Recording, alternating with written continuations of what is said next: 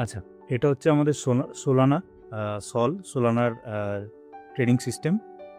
ঠিক আছে, দেখো ট্রেন্ড হচ্ছে ডাউন ট্রেন্ড।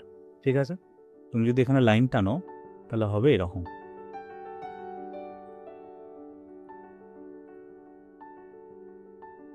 ঠিক আছে, এরকম এখান থেকে এসছে, এরকম এরকম, তারপরে এরকম। কারেক্ট। এবার এই যে এই যে ট্রেডিং সিস্টেম যেটা আমরা দেখছি, এখানে এই জায়গাগুলোকে, ডাউন ট্রেন্ডের এই জায়গাগুলোকে বলা হচ্ছে ব্রেক অফ স্ট্রাকচার। ঠিক আছে, এই জায়গাগুলোকে বলা হয় ব্রেক অফ স্ট্রাকচার। ঠিক আছে, এই জায়গাটাকে বলা হচ্ছে ব্রেক অফ স্ট্রাকচার। এই যে কাছাকাছি, কিংবা এই জিনিসটাকে তুমি এখানে আনতে পারো। ঠিক আছে, এটা হচ্ছে লোয়েস্ট, এটা হচ্ছে ব্রেক অফ স্ট্রাকচার। ঠিক আছে, এইবার যদি তুমি ডাউন ট্রেন্ডের প্যাটার্ন চেক করো তাহলে হয় এরকম এরকম। ঠিক আছে, তাহলে এই ট্রেন্ডটা এরকম যাচ্ছে, তো ব্রেক অফ স্ট্রাকচার হচ্ছে এই জায়গাগুলো। এটা একটা ব্রেক অফ স্ট্রাকচার, কারেক্ট। এটা একটা ব্রেক অফ স্ট্রাকচার, কারেক্ট। একটা জিনিস খেয়াল করো, যখনই ব্রেক অফ স্ট্রাকচারের কাছাকাছি যাচ্ছে, তার মানে কি, যখন ট্রেন্ডে আসছে এই জায়গাটা হচ্ছে সাপোর্ট, কারেক্ট। এখান থেকে ধাক্কা নিয়ে মেরে যাচ্ছে, যখন ব্রেক করছে, যখন উপরে যাওয়ার চেষ্টা করছে, তাহলে এই জায়গাটাকে তুমি যদি টাইনে বড় করো, তাহলে এই জায়গাটা হচ্ছে কি রেজিস্ট্যান্স, এখান থেকে ফল করছে। এই সেম ডায়াগ্রামটা এখানে দেখো, এটা হচ্ছে ওর ব্রেকআপ স্ট্রাকচার, এই এরিয়াটা ব্রেকআপ স্ট্রাকচার।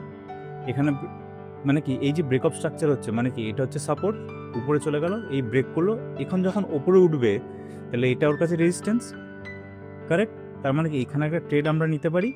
তুমি যদি ছোট টাইম ফ্রেমে দেখো, তাহলে এখানে তোমরা আরেকটা প্যাটার্ন দেখতে পারবে, সেটা হচ্ছে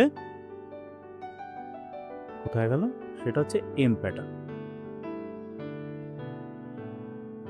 এই যে নেকলাইনের নিচে ব্রেকআউট দিয়েছে, এই যে নেকলাইনের নিচে, এই যে এই জায়গাটা মার্ক করে রেখেছি, এখানে সুন্দর একটা ব্রেকআউট দিয়েছে, তারপরে এখানে এসছে। ঠিক আছে, কিন্তু এখানে ট্রেড নিইনি। কারণ কি, তুমি যদি বড় টাইম ফ্রেমে যাও তাহলে দেখতে পারবে, এই যে উইকটা দেখতে পাচ্ছ, এই উইকটাই হচ্ছে এই ট্রেডটা না নেওয়ার কারণ। একটা জিনিস খেয়াল করেছো, এই যে উইকটা যেটা গেছে, এটাকে আমি যদি ডিলিট করে দিই, এই জিনিসটাকে যদি আমি ডিলিট করে দিই, দেখছো এই যে ক্লোজিংটা দিয়েছে না, এই কোনো ক্যান্ডেলের ক্লোজিং কিন্তু এই উইকটার নিচে যায়নি। দেখছো এখান থেকেই আবার ঘুরছে। হ্যাঁ, এরকম হতে পারে যে মার্কেট এরকম আসলো, এরকম গেল, এরকম গিয়ে আবার এরকম আসছে, সেটা আলাদা ব্যাপার। কিন্তু এই পয়েন্টে ট্রেড না নেওয়ার কারণ হচ্ছে এই উইকটা। দেখছো এখান থেকে মার্কেট আবার ঘোরার চেষ্টা করছে। তার মানে কি, এখানে আমরা কি দেখতে পারলাম, মার্কেট ডাউন ট্রেন্ডে আছে, এইগুলো হচ্ছে ব্রেক অফ স্ট্রাকচার, মানে এই প্যাটার্নটাকে ফলো করেছে, কারেক্ট। এবার দেখো এইরকম পজিশনে এখন আছে মার্কেট, আবার কি হতে পারে, এখান থেকে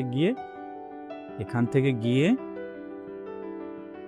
এরকম, কারেক্ট। চেঞ্জ অফ ক্যারেক্টার যখন হবে তখন আমি সেটা আলাদা করে দেখাবো, কিন্তু এটা তুমি বুঝতে পারছো। এবার এটা ছোট টাইম ফ্রেমে যখন আমরা এন্ট্রি নেব, তখন দেখো এখানে একটা এম প্যাটার্নও হয়ে আছে, এই যে এম প্যাটার্ন। তুমি যদি এটাকে ডিলিট করে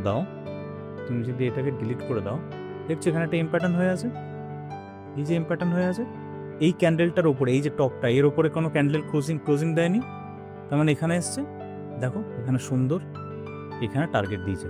কিন্তু এখানে ট্রেড না নেওয়ার কারণ হচ্ছে বড় টাইম ফ্রেমের এই উইকটা।